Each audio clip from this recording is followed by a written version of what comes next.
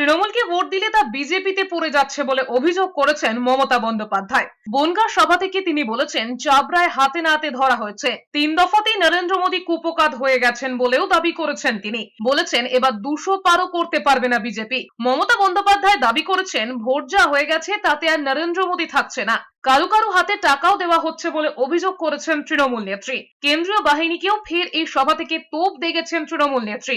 দাবি করেছেন, কেন্দ্রীয় বাহিনী সীমান্তে গিয়ে বিজেপি পার্টির লোগো লাগিয়ে জোর করে ভোট করাচ্ছিল বলেও অভিযোগ, সেটাও হাতে নাতে ধরা হয়েছে বলে দাবি করেছেন মমতা বন্দ্যোপাধ্যায়। আমরা ধরে ফেলেছি, ভোট দিতে গিয়ে দেখছে মারছে তৃণমূলে, পড়ছে বিজেপির ফুলে, সঙ্গে সঙ্গে হাতে নাতে ধরে ওই মেশিন আমরা চেঞ্জ করিয়েছি। বর্ডারে গিয়ে গিয়ে কেন্দ্রীয় বাহিনী বিজেপির পার্টির টোটো লাগিয়ে জোর করে ভোট করাচ্ছিল। আর চাপড়াতেও আমরা হাতে নাতে ধরেছি।